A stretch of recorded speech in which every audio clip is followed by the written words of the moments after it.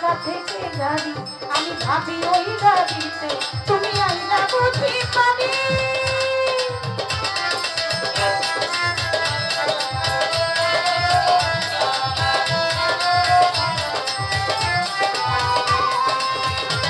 যদি আইতে স্টেশনে আসে ঢাকা থেকে গাড়ি, আমি ভাবি ওই গাড়িতে তুমি আইনা বুঝি পারি। দেখি ভোরের সূর্য ওঠে, আমার আশার ফুল না ফুটে। দেখি ভোরের সূর্য ওঠে, আমার আশার ফুল না ফুটে। তুমি আইবা ঠিকই শুনে বাজে না আর দুনিয়াতে লিখেছে, চিঠি লিখেছে তোমার ভাঙা ভাঙা হাতে। চিঠি লিখেছে ও আমার ভাঙা ভাঙা হাতে। যেন শাশুড়ি না দেখে, যেন ননদি না দেখে, যেন শাশুড়ি না দেখে, যেন ননদি না দেখে। ওর কাজল ধোয়া চোখের পানি লেগে আছে তাতে। চিঠি লিখেছে, চিঠি লিখেছে ও আমার ভাঙা ভাঙা হাতে। চিঠি লিখেছে ও আমার ভাঙা ভাঙা হাতে। চিঠি লিখেছে ও আমার ভাঙা ভাঙা হাতে। একটু মিস কল দিলাম আর কি। সবাই ঠিকঠাক আছেন? জায়গা মতো আছেন তো? এবার কিন্তু আপনাদেরকে ছাড়াছাড়ি নাই, ঝামেলা আছে। আচ্ছা, কয়েকটা ঝামেলা আমার কাছে আছে, ঝামেলাগুলি আগে শেষ করি। আমি জিজ্ঞাসা করে, হ্যালো ভাই ধরুন না, জিজ্ঞাসা করেছিলাম আল্লাহ পাক বলেছেন হাদিস কুসরিতে আসছে, মান আরাফা নাফসাহু ফাকাদ আরাফা রাব্বাহু বলে গেছেন রাসূল দেওয়ানো বুঝ মনো, তোমার নিজকে তুমি নিজে আগে চিনো। যতক্ষণ পর্যন্ত তুমি তোমার নিজকে না চিনতে পারবে ততক্ষণ পর্যন্ত তোমাকেও চিনা হবে না, তোমার মাধ্যম দিয়ে তোমার পরম স্রষ্টার কাছেও যাওয়া হবে না। কি কথা আসে নাই? তাহলে আমার প্রশ্ন ছিল, আপনি নারী না পুরুষ সেই জায়গাটা এখন পর্যন্ত চিনলেন নাই। আপনার গানের ভাষায় আপনি বলেছেন। আমি প্রশ্ন করেছিলাম আপনার দেহের মধ্যে কোন অংশ নারী আর কোন অংশ পুরুষ? জবাবে কি আসলো? কয় কয় আমি যে পুরুষ এটা আমি আমার বুকটা খুইলা দেখাইতে পারবো। তুমি কি পারবা? এখন এখানে অনেকে আছেন জ্ঞানী মানুষ, আপনাদেরকে আমি জ্ঞানীর কাতারে রেখে বলছি যে আসলে কি পুরুষ শুধু দুইটা মাংস পিণ্ডের মাধ্যমে বোঝা যায় যেটা কি নারী নাকি পুরুষ? কি জবাব করবেন? প্রশ্ন সালাম ভাইয়ের কাছে আমি জিজ্ঞাসা করি নাই, এখন করব না। আপনারা শ্রোতা যারা যারা গান শুনছেন তাদের কাছে আমার জিজ্ঞাসা, দুইটা মাংসের পিণ্ড দেখেই কি নির্ণয় করা যায় যে তিনি নারী আর আমি পুরুষ? এটা কি যায়? জবাব দেন, জবাব দেন না কেন? এইটাই কি পুরুষ? আপনার মধ্যে একটা পুরুষত্ব আছে, যে এই পুরুষত্ব দিয়ে আপনি আপনার স্ত্রীকে রক্ষণাবেক্ষণ করেন, তার যা প্রয়োজন সেটা মিটান। কিন্তু এই পুরুষের অংশ এইটাই কি শুধু পুরুষত্ব বোঝায়? এরপরে কি আর কোনো পুরুষ থাকে না? আমি জিজ্ঞাসা করেছিলাম আপনি যে পুরুষ, আপনার পুরুষ অংশ কোনটুকু? আপনার দেহের মধ্যে নারীর অংশ কোনটুকু? আপনি মূল জায়গাটার মধ্যে হাতই দিলেন না, সাইডে দিয়ে খালি হুদাই হুদাই হাতাইলেন, হাতাইয়া জায়গাটা নষ্ট করলেন। বুঝলাম। আমারে কয় কয় তোমার বুকটার দিকে চাইলেই তো বোঝা যায় যে তুমি একজন নারী। আরে মিয়া, আমি যে একজন নারী এটা তোমাকে দেখাই যায়, প্রাকৃতিক ভাবে আমি পেয়েছি। এই নারী সুলভ দেহ গঠন আমি প্রাকৃতিক থেকে প্রকৃত ভাবে আমি পেয়েছি। কিন্তু আপনি যে পুরুষ, আপনার মধ্যেও তো দুইটা স্তন আছে। আপনার মধ্যে কি দুইটা স্তন নাই? ব্যবধান কি? হয়তো যে নারী দেহের হয়, যে নারী দেহের অধিকারী হয়, তার নারী দেহের জায়গায় একটু মাংসপিণ্ড বেশি থাকে, আপনি পুরুষ আপনার জায়গায় সমান থাকে। এখানে আপনার কাছে একটা জিজ্ঞাসা আমার, নারী দেহের যে দুইটা স্তন মায়ের কাছে দেওয়া আছে, সেই দুইটা স্তনের ধারায় অনেক কাজ আপনার মতো একটা সন্তান জন্ম দিয়া সেই সন্তানকে লালন পালন করার দায়িত্ব থাকে কার? একজন নারীর বা একজন স্ত্রীর। এই দুইটা স্তনের মধ্যে 16-32টা নালা আছে। এই 32টা নালা দিয়ে 32 ধরনের দুগ্ধ একটা বাচ্চার ক্ষুধা নিবারণের জন্য যেইটুকু প্রয়োজন সেইটুকু সুধা তার এই কোমল ভাণ্ড থেকে আসে। আপনার কাছে প্রশ্ন রইল, আপনার বুকেও দুইটা স্তন আছে, এই দুইটা স্তন কোন কাজে লাগে? কি জানবেন না? সারা জীবন তো শুধু পুরুষ দেহের বড়াই করে গেলেন, কোথায় কি আছে সেটা জানার দরকার আছে না? নারী দেহে দুইটা স্তন আছে, পুরুষের দেহেও দুইটা স্তন আছে। নারীর দেহের স্তনটা হয় বড়, পুরুষের দেহের স্তন হয় ছোট। আপনি বলবেন আমার দেহের যে স্তন, সেই স্তনের কর্মের কথা আমি বললাম। আপনার দেহে দুইটা স্তন আছে, সেই দেহের দুইটা স্তনের কর্ম কি? যদি কোনো কর্ম থাকে উল্লেখ করবেন, যদি না থাকে এটা কেন দিল সেটার কারণ বর্ণনা করবেন। এই গেল একটা জিজ্ঞাসা। এখন আরেকটা মামলা আমার কাছে আছে। আরেকটা মামলা আছে কি? আমারে কয় কৃষ্ণ কৃষ্ণ বলে চান্দি দেখছে, মানে চান্দিনা দেখছে, মামির চান্দিনা দেখছে কৃষ্ণ। এই চান্দিনা দেহা নিয়ে বেহি খুব হাসতেছে মজা কইরা। আরে কৃষ্ণ যেই চান্দিনা মামির দেখছে, ওইটা যে কি দেখছে এই রহস্য যদি জানেন তখন আর মুখে হাসি থাকবে। পাগল হয়ে গেছে, পাগল পাগল। এখানে একটু একটু তথ্য কথা আছে। আপনারা অনেকেই জানেন যে কৃষ্ণের, মহাপ্রভু কৃষ্ণ সে রোগাগ্য ব্যাধিতে ভুগতেছিল অনেক দিন পর্যন্ত। তার যে রোগ সেটা হচ্ছে মাথা ব্যথা। সেই মাথার যন্ত্রণা সে সইতে না পাইরা কৃষ্ণের যে অষ্টসখী ছিল এবং 1600 গোপিনী ছিল, সবার কাছ গিয়েছে, গিয়া বলছে যে আমার যে এই মাথা ব্যথার ঔষধ, এই মাথা ব্যথার ঔষধ একমাত্র রাধার কাছে আছে, আর জগৎ জোড়া কোথাও এই ঔষধ নাই। তখন এই কৃষ্ণের এই মাথা যন্ত্রণায় সমস্ত সখীগণ পেরেশানি হয়ে গেছে যে কৃষ্ণের মাথার যন্ত্রণা ভালো করা যায় কিভাবে। এর কাছ থেকে সে শুনে, তার কাছ থেকে সে বলে, এরকম বলা বলি করতে করতে একটা পর্যায়ে রাধার কাছে গেল। যাওয়ার পরে রাধা বুঝতে পারলো কৃষ্ণের যে ব্যথা, এই ব্যথা সারানোর মতো ঔষধ শুধুমাত্র রাধিকাই রাখে। তখন এই শ্রী রাধার পায়ের চরণ ধুলা নিয়া যখন কৃষ্ণের কপালে লিপটি লেপন করে দেয়, তখনই কৃষ্ণের মাথা ব্যথা ভালো হয়ে যায়। তো এইখানে এই আমাদের সালাম ভাই উনি বলছে মামির চান্দিনা দেখা যায়। তো মামির চান্দিনা বলতে কি বুঝাইছে? মামির চান্দিনা বলতে মামির পায়ের যে তালু, এই পায়ের তালুটাকে দেখাই চান্দিনা হিসেবে বর্ণনা করেছে। শেষ করলাম সংক্ষিপ্ত ভাবে। এখানে বড় করলে অনেক বড় কথা বলা যাবে, ইতিহাস অনেক বড় হবে, আমি ওইদিকে গেলাম না, মূল পয়েন্টে আসি।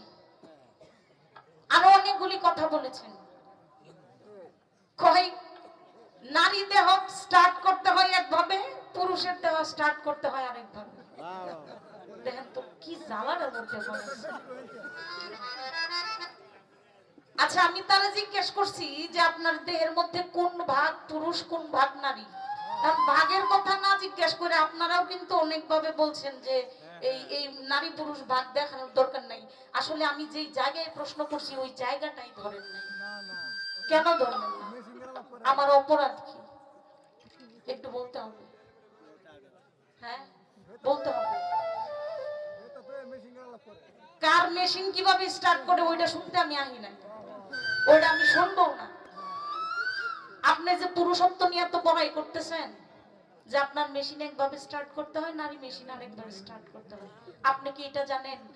আল্লাহ নিজের মুখে বলেছে এই এই সমস্ত বিশ্ব ব্রহ্মাণ্ডে নারীর সুরতে সবাই বিরাজমান। এটা কি আপনি জানেন? আপনারা কি জানেন এই কথা? জালালউদ্দিন খান বলেছেন সমাজ নিয়ে দেখো যে পুরুষ নহে সবই মেয়ে।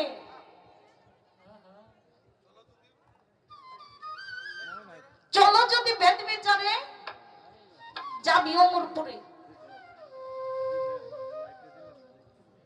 তাইলে এখানে বোঝা গেল কি, এই পৃথিবীতে যত পুরুষ আমরা দেখি আসলে মূলত কেউই পুরুষ না, সবাই সমুজ নিয়ে দেখতে হবে নারীর রূপে। তাহলে আপনাকে আমি জিজ্ঞাসা করছি আপনার দেহের নারীর রূপটা কোথায়, আপনি এটা না বললাম আমারে যা ইচ্ছা তা বুঝাইতেছেন। কিরে ভাই, আমি কি পাগল বানার থেকে আইছি?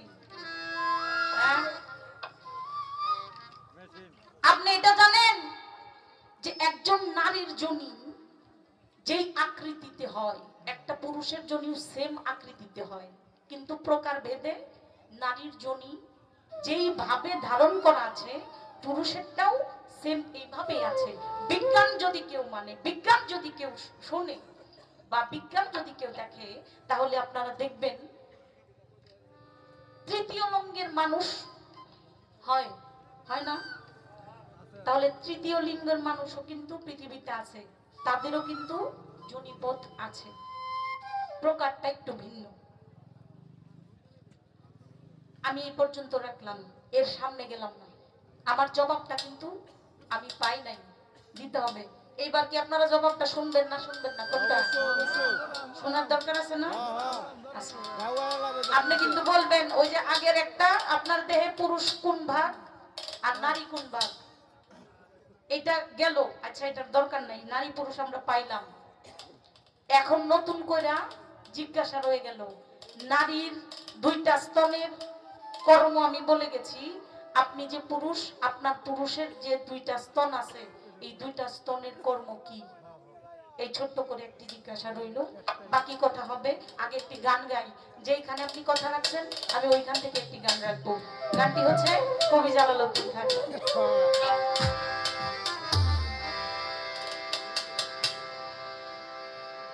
মাতৃজাতির পানে চাহিলে নয়নে, ভক্তি রেখো মনে যদি ভালোবাসা চাও, ভক্তি রেখো মনে যদি ভালোবাসা চাও। মাতৃজাতির পানে চাহিলে নয়নে, মাতৃজাতির পানে চাহিলে নয়নে, ভক্তি রেখো মনে যদি ভালোবাসা চাও, ভক্তি রেখো মনে যদি ভালোবাসা চাও।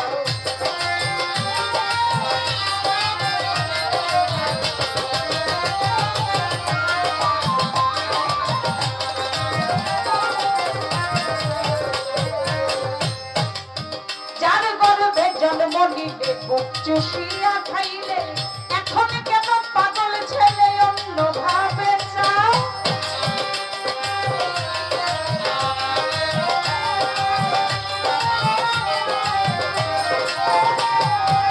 যার গর্ভে জন্ম নিলে বুক চুষিয়া খাইলে, এখন কেন পাগল ছেলে অন্য ভাবে চাও। সৃষ্টির কত ইহারি কারণ, সৃষ্টির পতন হওয়ারই কারণ। আগুনের কাছে মন সাধ করে কেন যাও, আগুনের কাছে মন সাধ করে কেন যাও। মাতৃজাতির পানে চাহিলে নয়নে, ভক্তি রেখো মনে যদি ভালোবাসা চাও গো, ভক্তি রেখো মনে যদি ভালোবাসা চাও।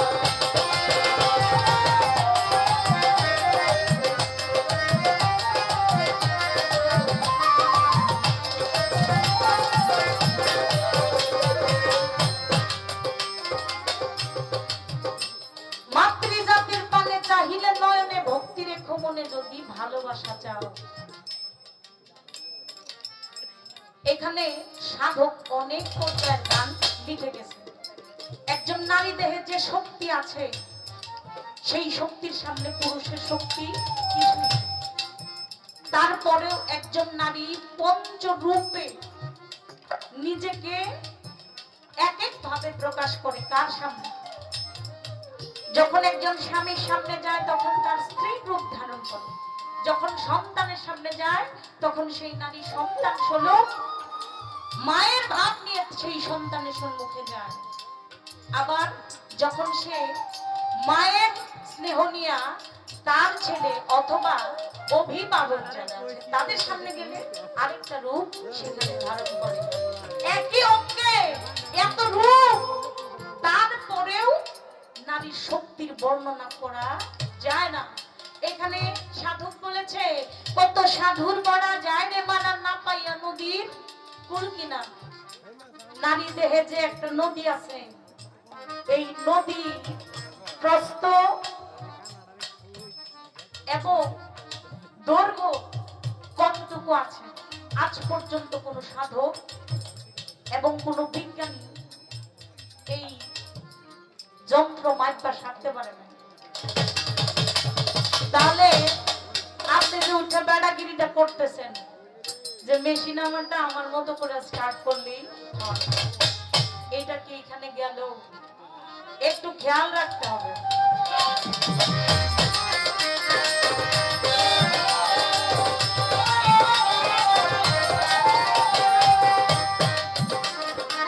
যার গর্ভে জন্ম নিলে বুক চুষিয়া খাইলে, এখন কেন পাগল ছেলে অন্য ভাবে চাও।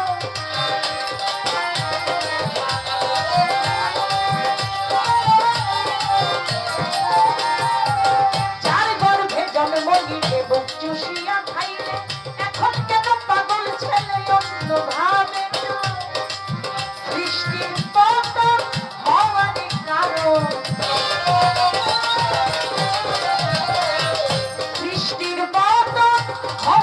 কারণ, আগুনের কাছে মন সাত করে কেন যাও।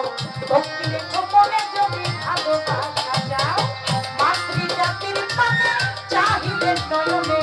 ভক্তি রেখো মনে যদি ভালোবাসা যাও, ভক্তি রেখো মনে যদি ভালোবাসা যাও।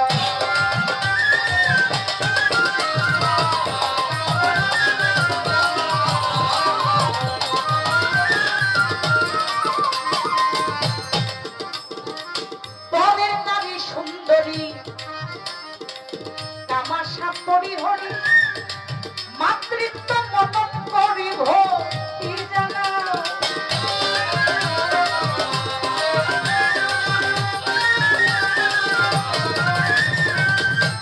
কি কয় পরের নারী সুন্দরী, তোমার কাম আশা করি হরি। মাতৃত্ব মনন করি ভক্তি জানাও। মায়ের চরণ তলে কাশি প্রেমে ভালোবাসি, পবিত্র প্রণয় হাসি প্রাণেতে ফোটাও। ততক্ষণ পর্যন্ত তোমার দেহে কাম বর্জন না হয়, ততক্ষণ পর্যন্ত একজন নারীর দিকে যদি চাও, সেই নারীর দিকে তাকাইলে মাতৃত্ব রূপ সামনে রেখে, তোমার বর্জ ঠিক রেখে সে মায়ের ধ্যানে তার কাছে যাবে। নয়তোবা তুমি তো সেই সমুদ্রে ডুবে মরবাই।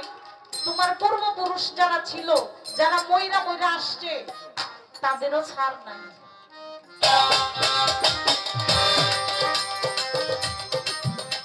অনেক পরের নারী সুন্দরী, তামাশা করি হরি। মাতৃত্ব মনন করি ভক্তি জানাও। মায়ের চরণ তলে কাশি প্রেমে ভালোবাসি, চরণ তলে কাশি প্রেমে ভালোবাসি। পবিত্র প্রণয় হাসি প্রাণেতে ফোটাও, পবিত্র প্রণয় হাসি প্রাণেতে ফোটাও। ভক্তি রেখো মনে যদি ভালোবাসা যায়, ভক্তি রেখো মনে যদি ভালোবাসা যায়। মাতৃজাতির পানে চাহিলে নয়নে, মাতৃজাতির পানে চাহিলে নয়নে। ভক্তি রেখো মনে যদি ভালোবাসা যাও, ভক্তি রেখো মনে যদি ভালোবাসা যাও, ভক্তি রেখো মনে যদি ভালোবাসা যাও।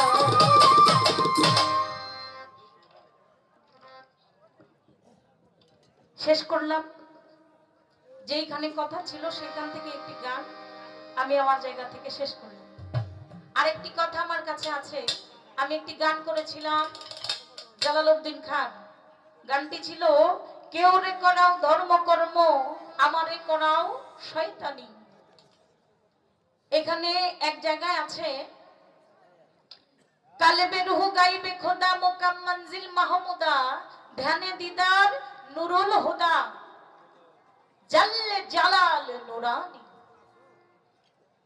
এখানে আছে যে পীরিতে দেওয়ান হাফেজ গাউসুল আজম শামস তাবরেজ শোনাতে হয় মনসুর খারেজ শোলেতে যার কুরবানি। আমার কাছে প্রশ্ন রাখলেন কোন প্রেমে কোন হালে থেকে জাল্লে জালাল নুরানি হয়েছিলেন তার জানার বিষয়। মনসুর খারেজ কোন প্রেমের মাধ্যমে জাল্লে জালাল নুরানি হয়েছিলেন এইটাকে বলা হয় একটা মানুষ যখন সাধন ভজন করে, সাধনার কিন্তু 4টা স্তর আছে আপনারা জানেন না? কি স্তর? স্থল প্রবর্তক সাধক এবং সিদ্ধি।